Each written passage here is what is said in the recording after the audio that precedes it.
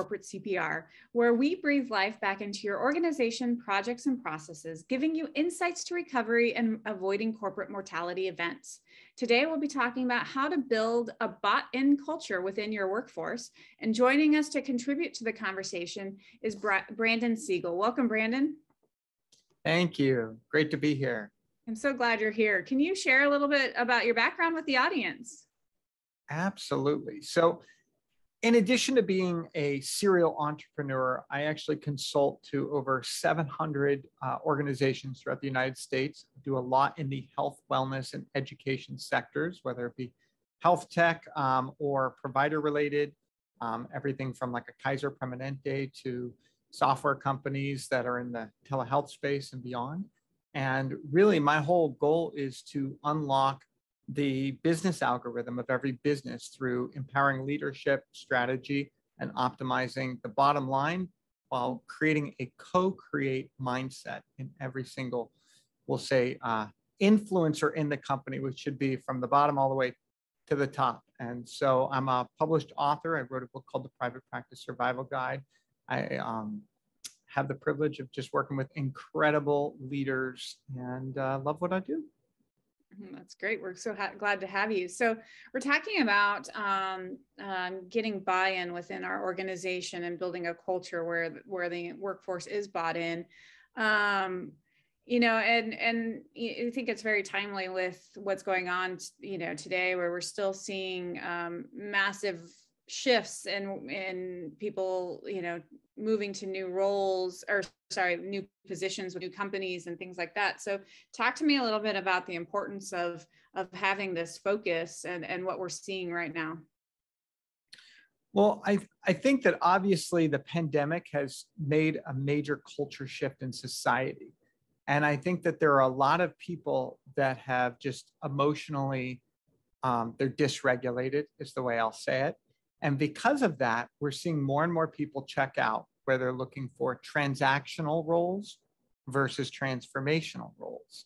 And so when we look at employment and buy-in, part of getting buy-in is that someone is truly feeling transformational. And, you know, a lot of the times there's actually 3 proven strategies to have, we'll say, work fulfillment, happiness. It's been documented all over. And, you know, one is that you have to feel connected. And I think that with the current remote culture, people are feeling more disconnected, even though they like the flexibility of working from home. I think there's a disconnection. The second thing is they have to feel driven by purpose. And I think that life circumstances have impacted people in really being connected on a greater purpose in business, especially if businesses are not on the up and up. And the third is progress. You got to feel progress. And so buy-in is so important. We need all 3 of those things. And I think, again, during this pandemic, there's a lot of energy in the universe, whatever you want to call it, that's impacting all 3 of those: connectivity, purpose, and feeling progress. And so what we have found is that when an entire corporate infrastructure is creating not just accountability, but truly creating buy-in in the culture where people feel intrinsically motivated, they feel like they're an investor, the transformation of functions and overall impact on that organization is exponentially greater. And so that's why buy-in is, it's not just about hiring a bunch of transactional employees, because we're seeing the turnover happen. And sometimes you can find the power of 1 employee is greater than 5 transactional employees. Mm. And so let's talk a little bit. I think you've mentioned that the you know, it looks different, I guess, all throughout the life cycle of the employer. I assume so. So, you know, starting with recruiting, what are kind of the key things that we would need to be doing in order to be, you know, getting the right people on board who are going to be bought in?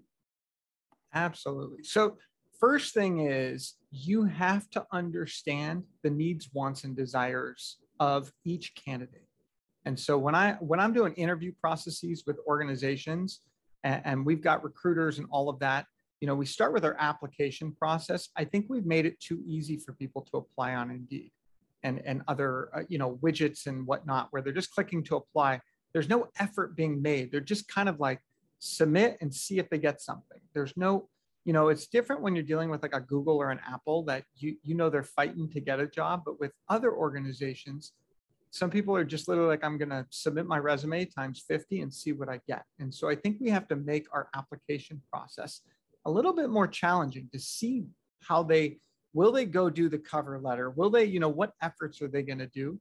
And I like to ask questions that are really pointed in terms of, again, if you were to describe your ideal need, want, desire for the next 3 years, what does that look like? What are your motivators? I ask questions even in these applications, like if you had to go pick any training tomorrow to advance your skill set, what would be the most meaningful to you? And so I think when we're interviewing, we got to find meaningfulness for them in order to get them to respond. The other thing in our recruitment strategies is we have to get our candidates speaking and interviewing on their prefrontal cortex versus being in a fight or flight response. And I find that a lot of the times we interview candidates with like, well, what have you done for them or whatever? And they feel like they're on stage trying to prove.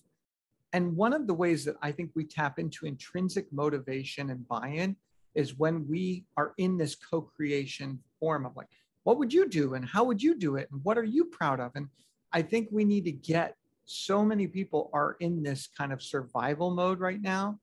And in order to get out of it, we have to shift the power dynamic when we interview so that they have a seat at the table, no matter what their role is. I don't care if they're literally the janitor in your building, they should own that role. They should feel like that building is theirs and that every floor is a representation of purpose. It's not just a matter of wiping down the tabletop at the end of the day. So I think interview starts with that. The next thing I would say is how we create compensation, how we are transparent and authentic from the onset and how we're showing a life cycle in their journey versus just this job pays $60,000 and you get benefits, 401k, whatnot. There has to be more. There has to be achievement. We are finding that fulfillment is important and that work-life balance is one of the number one things that's being surveyed as meaningful. But work-life balance means different things. So to me, I might be a 60-hour work week person because that's what's meaningful to me. Whereas I have employees that say, I want to work 30 hours a week or 35 hours a week, but I want a full-time job.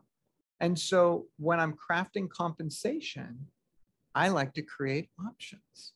This is what a 35-hour-a-week job looks like. This is what a 40-hour-a-week job looks like. This is what above and beyond our 40-hour-a-week job looks like. And so I grew up with those books that's kind of like choose your own adventure. I like to do that with staff members when we're presenting offers so that we ultimately are aligning in all levels with what they hope to accomplish and that they're bought into the job. It's funny that you say that because we kind of have that where, because we do consulting for our consultants, we do a base salary and they get to pick between which base salary, like there's 3 options. And then there's the variable rate based on how many hours they have billable. And so the lower the base you choose, the higher your variable rate is. So therefore, if you end up working more hours, your potential benefit is greater. But if you don't work as many hours, the downside is worse. But it really came out of, in consulting, there's oftentimes where they have to work more than 40 hours. And a lot of these consulting companies, you might get compensated with a bonus about utilization, but you don't actually see this direct reward for those extra hours that you're working. And so that was one thing we created. And then the other thing we're looking at is kind of like what you're talking about as well, trying to figure out how do you create a benefits package where people can pick and choose what benefits they want, saying, all right, you can have $10,000 and you can apply it to wherever you want. You want a 401k match, or do you want childcare You know, health, do you want the gym? Do you want better insurance? Like, yeah. So that's something we're trying to figure out to do, but it's actually kind of, I know it exists out there, but it's really kind of complicated to walk through or work through, because it's not the norm. And so when it's not the norm, it takes a lot more research and, you know, thinking about, well, what could go wrong here? Yeah. And there's a difference between giving a financial allotment and giving a benefit that you have to have a certain amount of employees signed up for, whether it is in-house babysitting or whatnot. But the concept behind it is ingenious. And it's kind of like if we both go to dinner tonight, the chance of us ordering the same thing is less than likely. And so we keep trying to put all of our employees at a table and we're force feeding what they get. And we're trying to please so many people. But if I put 1,000 employees in a room, the chance of me pleasing even 700 of the 1,000 with the same thing is less than likely. Yeah, it's very true. And they all come in different stages within their life and have different needs. And, you know, and then you like mentioned what are, you know, people motivated by, you know, some people want to maximize the money they make, or some people want to maximize their flexibility. So it's, yeah, definitely, it's hard to scale that, right? Because it's not efficient. You have to take the time to get to know the person. But on the other hand, it's, you know, probably in the long run, more cost effective because you have higher retention because people feel valued.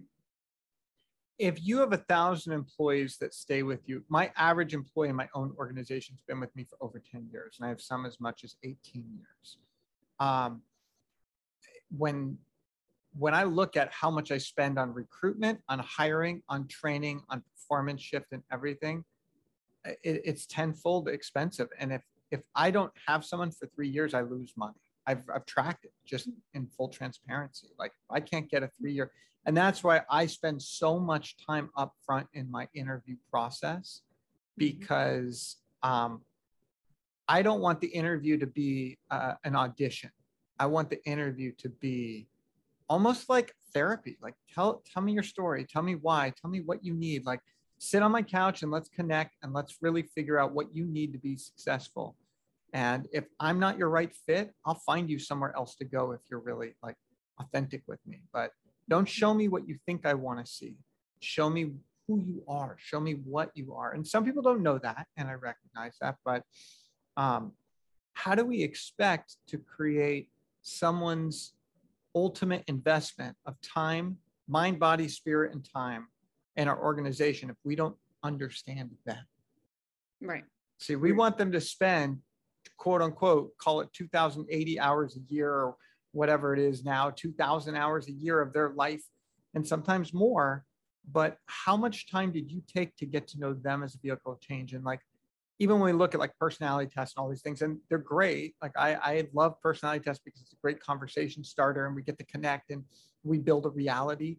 But at the end of the day, you doing a personality test does not mean that you know that person. It means you know how they answered questions.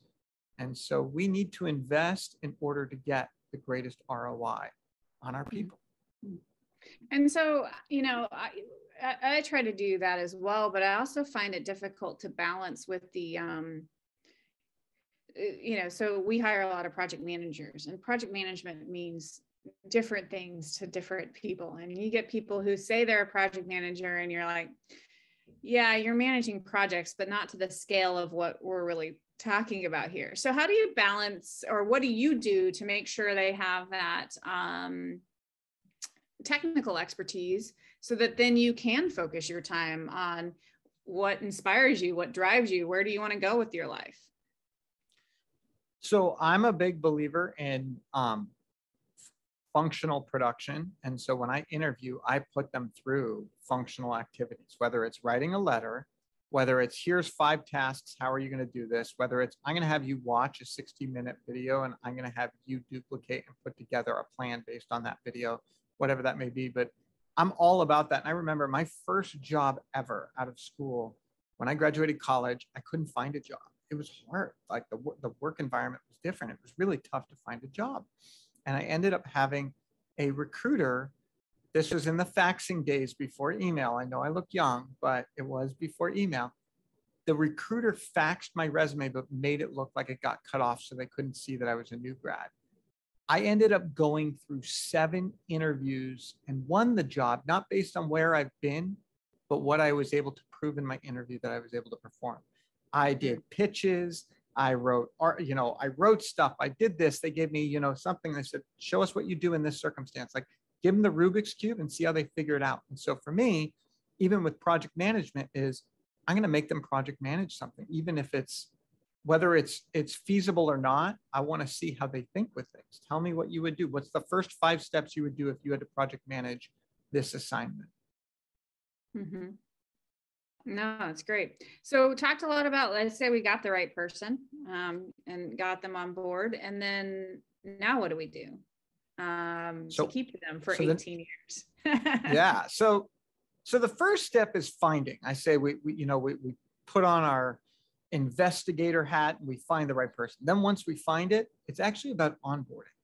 The first 6 months of an employee life cycle is a very important role. And, I've spoken at SHRM and other HR conferences about this. And we sometimes think that once they accept the offer letter, it's no longer our responsibility, or hiring or HR or whatever. And I'm a big believer that the job has just begun. And so normally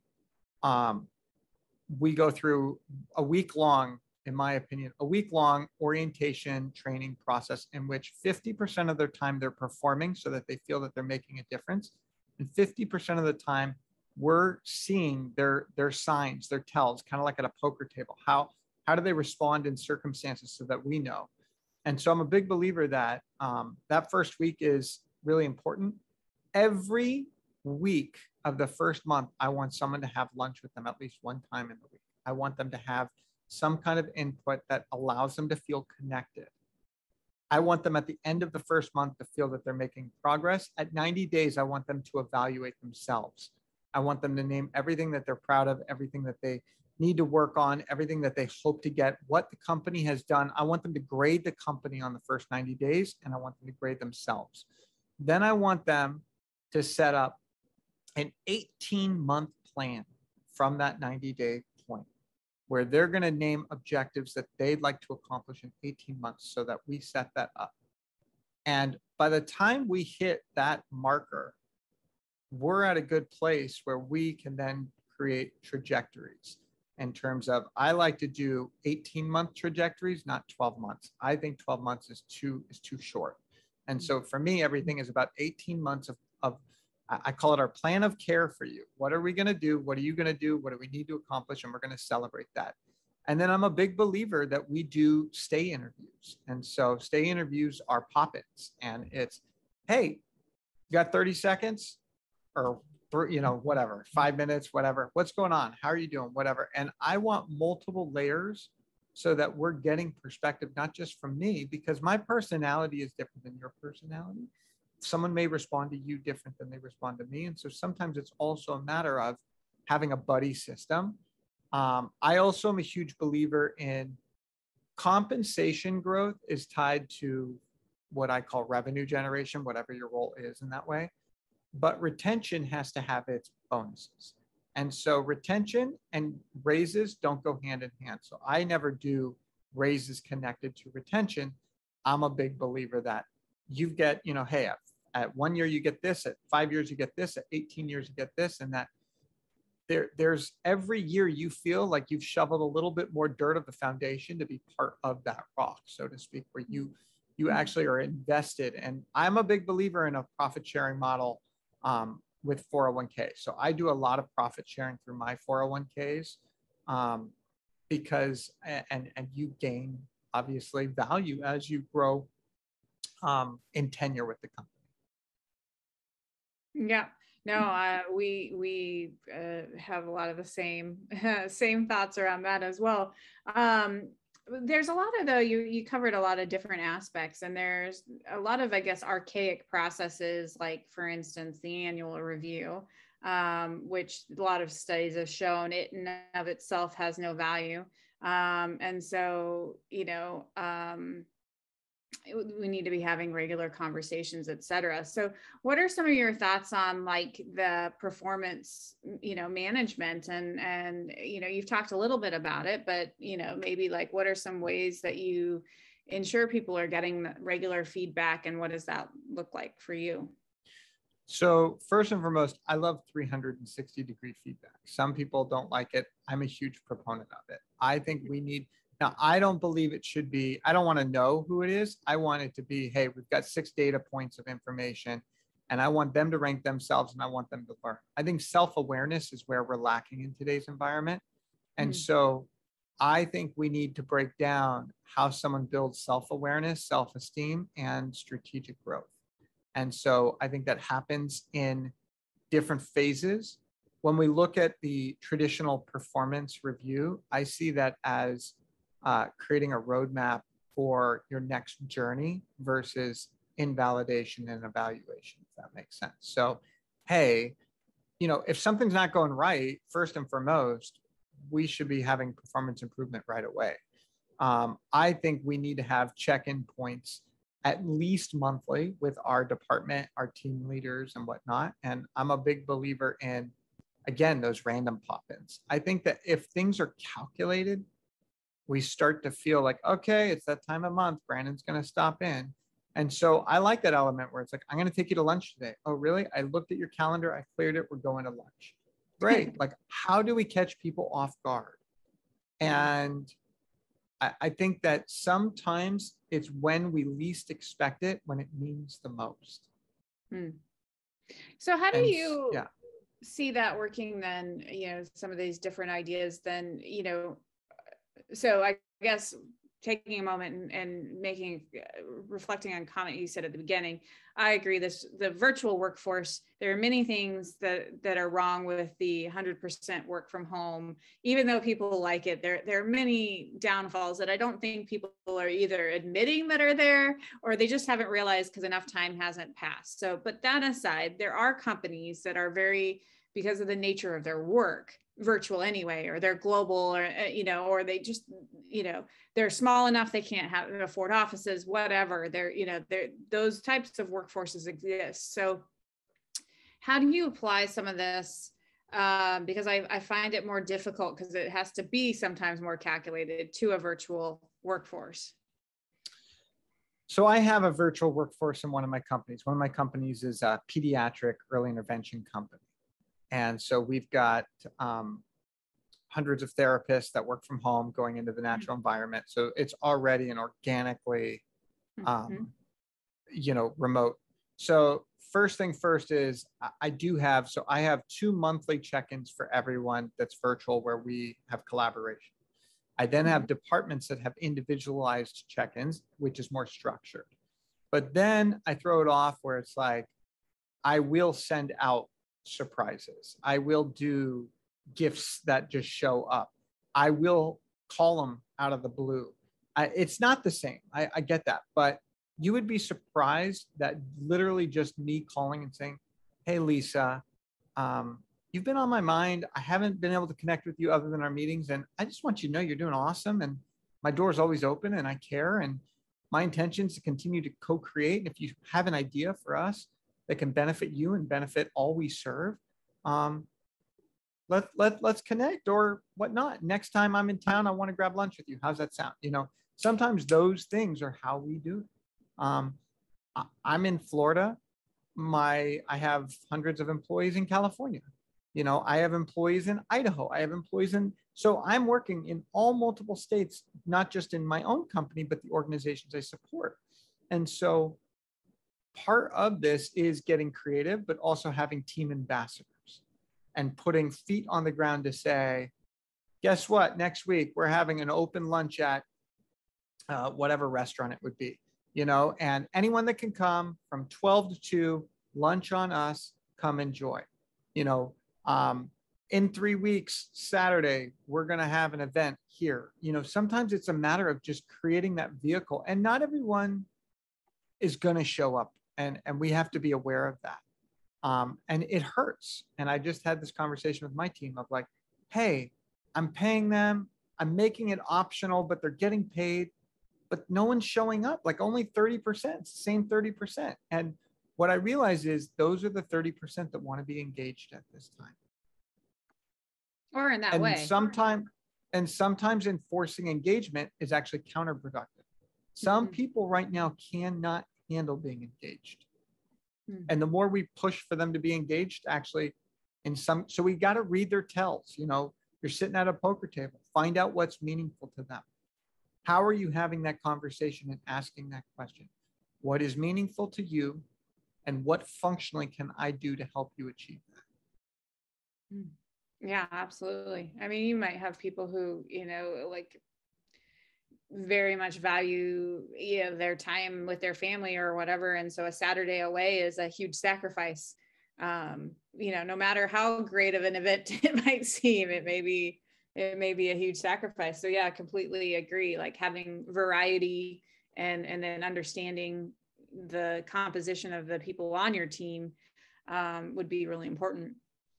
What about, you know, I guess one thing we haven't talked about a little bit is what happens when an employee starts to get off track then, and you've got, you know, some performance management, and I don't think anybody wants to do a bad job. So I think, you know, it's usually either a communication problem or a misfit in a role. But is that something you've experienced, or do you completely avoid it with your hiring process?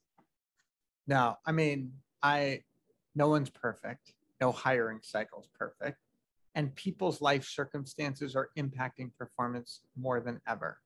And I had an employee recently that had been with us for over 10 years. And in full transparency, like her performance was always probably a 7 out of 10. She was never a 10 out of 10. But she was bought in. And sometimes that bought in is more valuable than performance. So I work with them because their intention is right. There was a point in her life where intention shifted and she no longer was bought in. And when that happened, her performance dropped as well. And in this case, it was, I literally present, this is what is expected. And are we no longer a fit? And we agreed that we were no longer able it was no longer a match, and that's okay. Not everything is meant forever, and we were able to part ways. But I'm a big believer in transparency, and I'm a big believer in, first and foremost, we acknowledge what's going right before we acknowledge what's going wrong. And so I always start a meeting with strengths, and I always change. I never want them to be in fight or flight. So I want to say, these are concerns that have come up, and I want us to come up with solutions so that you can be at your best. Because when you're at your best, you're going to feel good. We're going to feel good. We're all winning. And so these are the things you're winning at already. These are the things that have come up that we need to find solutions for. You would be shocked, the shift when you ask someone to solve a problem versus why are you doing this? The second we put them into a place where we're invalidating them, people shut down. Well, they either shut down or they attack. So yeah. And there's a book I think it's called Making Managers into Leaders, Doug Krug and Ed Oakley. And one of the things they talk about is always asking what or how questions, because why questions are very confrontational. And so instead of saying, why did you do it this way?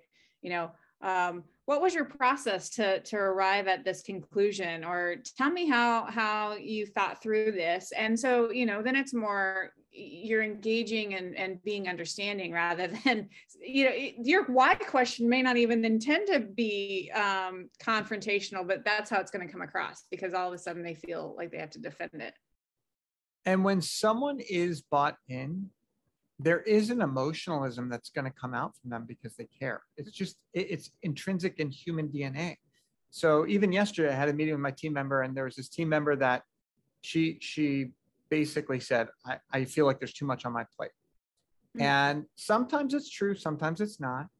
But in this case, her point was valid, which was circumstances have changed and the workflow no longer makes sense. We have to reestablish our workflow because what's happening is it's not a product of her. And she took it as she could no longer do everything she needed to do. And I said, it's not you. Times have changed, circumstances, variables, the algorithm's off. We need to change it. And the second I gave her permission to understand she did nothing wrong, and we just have to change and create a solution, her whole tone changed. She said, oh my God, you just changed my day. I felt so guilty. I felt like people feel bad when they're bought in. So when someone's truly bought in, there is a lot of work connected to it. Everyone thinks that's like the ideal employee. It is the ideal employee, but it takes a lot of investment because they expect more from you when they are bought in. And so let's talk about then the results, right? Because we were saying that, retaining the workforce and getting the right workforce and all of these things are important for companies to stay healthy. But companies who approach it in this way, what are the outcomes? So first and foremost, what we find is, I'll say it this way, I've been able to reduce overhead by employing the right people. So I literally have cut hundreds of thousands of dollars in personnel because I had the wrong people. And if you've ever seen it from a workflow standpoint, you can give one task to 4 people and they're like, this is easy, and give one task, the same task to 10 people, and they make it harder than ever. And so by implementing this, I do think that there's a world where we actually work leaner. At the end of the day, part of our world is working leaner. I was recently at a big medical group management association conference, and I was sitting at a table of healthcare executives, and they had been with this healthcare system. Average retention was 18 years. And I asked them, I said, what keeps you? And I always ask this, what keeps you at this company? And then I asked the question, what would drive you to leave the company? What keeps them at the company was work culture, who they were connected to. Work culture is not just what the company does, it's the DNA of the group.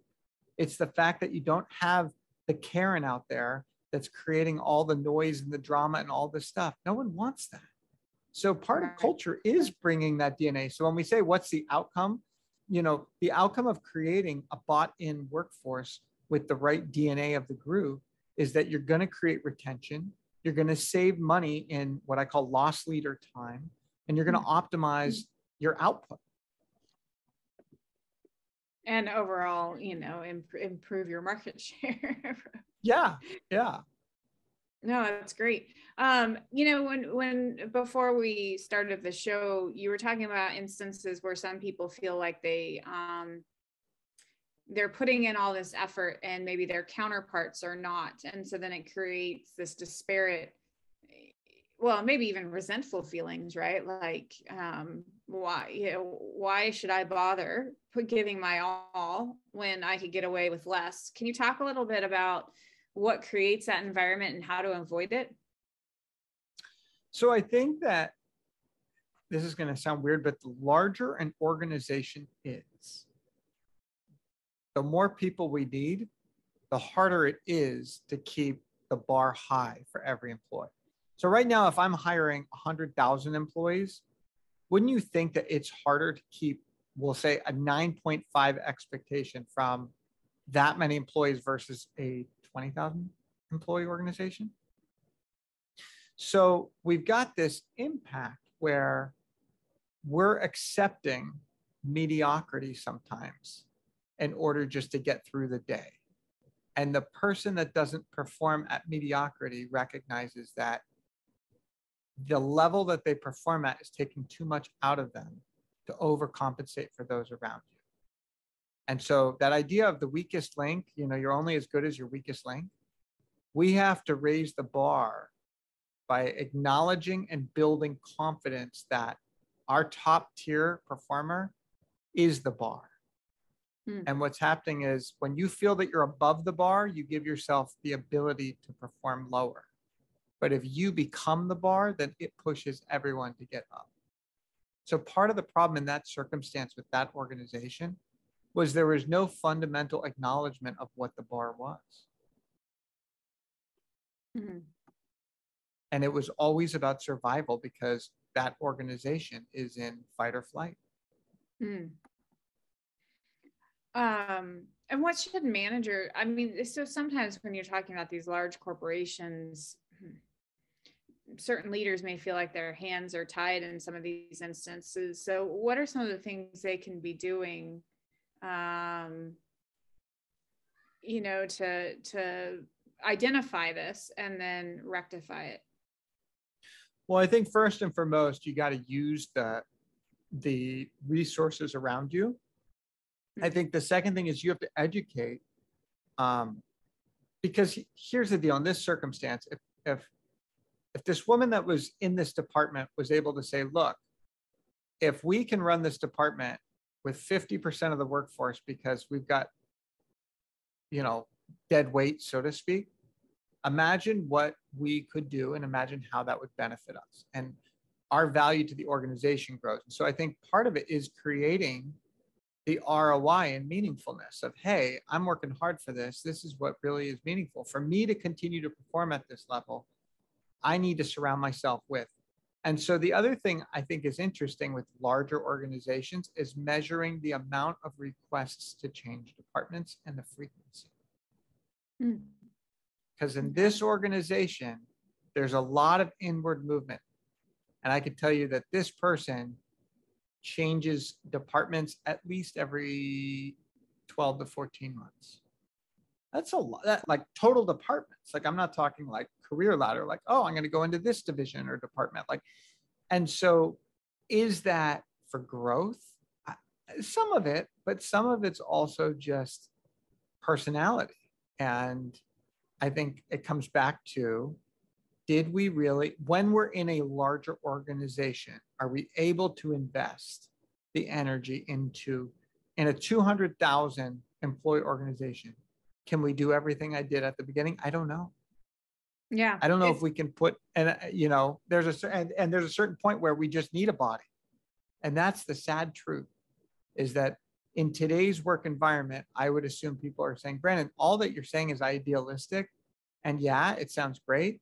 But for 6 months, I've been trying to hire a marketing director for $85,000. And I get people that have an AA in engineering and don't know a website from an email, you know? So sometimes it's a matter of how do we mold the best out of the situation that we have, and how do we remove the toxic energy? Mm-hmm. And so I think that I love that book, The Ideal Team Player. Have you read it? No, I haven't. So, okay. So The Ideal Team Player, and we've got these 3 virtues. And, you know, essentially, I think it's Tim Lencioni wrote it, I think is his name. But it really talks about basically this idea that we need someone who's humble. And that's the first virtue. That's the most important. If it's all about you, it's never going to work. Right. We need someone who's hungry, that they're going to go a little bit above what the line is, because otherwise they're always underperforming.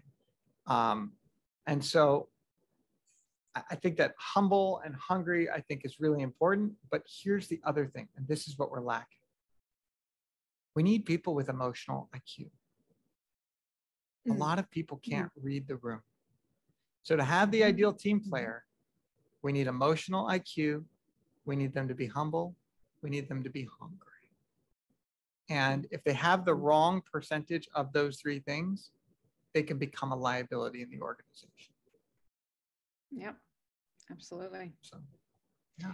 And it's interesting, you know, love to stay in contact with your journey, because the scaling, like a lot of these ideas, you know, that you're talking about and that I've thought about, I do want to figure out how to scale them.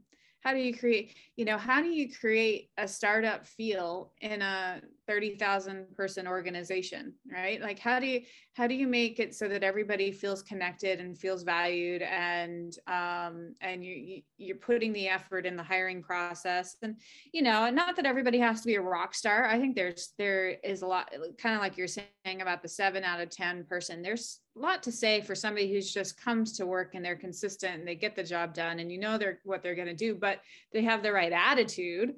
You don't need everybody who's out there like being innovative and recreating the processes and saving you $10 million or whatever it is. But you need a mix of people. You need your I always call them, what do I call them? Your workhorses and your thoroughbreds. You need you need a mix of both. I call it, are you a pasture horse or a race horse? And we need both. And the other thing I'll say is, like, every team's got its role. If you compare baseball, we've got our pitchers, we've got our designated hitters, everyone's got its role. And what we need from each role is different, but there's one thing that I look for, one core thing, and that is intention. Is their intention pure? Do they care for the organization? Because if it's all about them, I don't care how great they are. I don't care how fast they run. It's just a matter of time till they burn it all up. Yeah, I guess we call those people, and it may be the wrong word, but entitled. Like when it's all about them, when they come to the interview and they want you to have like this smorgasbord of benefits, and you're like, you're talking to a small company here. Like, yeah, this is a mutual buy-in. Like, we want to invest in you, but we need a little sacrifice because we're not big enough to offer all of that. That's not the right fit for us. We need somebody who, like you said, co-creates with us the journey. And it's interesting that you say that, because on my application, I say, what's meaningful to you? And then I ask them, what are you willing to sacrifice to accomplish that? Because I do think that we live in a world where we don't recognize that every choice we make has to result in some form of sacrifice. Both of us are here right now when we could easily be with family, friends, whatever. We live in the place that we choose to live is a sacrifice that we could be spending money somewhere else. We go and take a vacation, we're sacrificing on new clothes. Like, world is about change and sacrifice. And if we don't embrace those two things, change and sacrifice, and if we don't have the right intention, missing the mark. Absolutely. Well, Brandon, this has been a great, fun conversation. I really value your time. Can you share with the audience, like, the 3 things you want to leave top of mind for them? So one is, I think we need to stop focusing on what isn't and focus on what can be. How do we bring opportunity to every problem? And whether that's recruiting, whether that's retention, whether that's whatever that is, we need to get, again, I said it earlier, to the prefrontal, lobe, prefrontal cortex. And we need to start that mindset around what can be and how do we accomplish it versus being the effect of. How do we create causation in our actions? The second thing I would say is we need to build mindset. We need to recruit for mindset. What is their intention and how do they bring their personality and their intention to everyday work? And then the third thing is we need to create a roadmap. We need them to see what they're part of, find meaning in it, and they have to feel that they're making progress. Every day they leave, they should feel that they progressed. That's great. Well, Brandon, if people want to find out more about what you do or find your book, where should people look? So the book is called The Private Practice Survival Guide. It's on Amazon, it's on Audible, all of that. I've got one website, wellnessworksmanagementpartners.com. Another one is Fly High Business Builders. Either one, you can find me, reach out to me. I'm on LinkedIn, I'm on Facebook, the whole bit. And I'm just honored to be part of your podcast today. Well, thanks so much for your time, Brandon. And to our audience, until next time, keep your organization.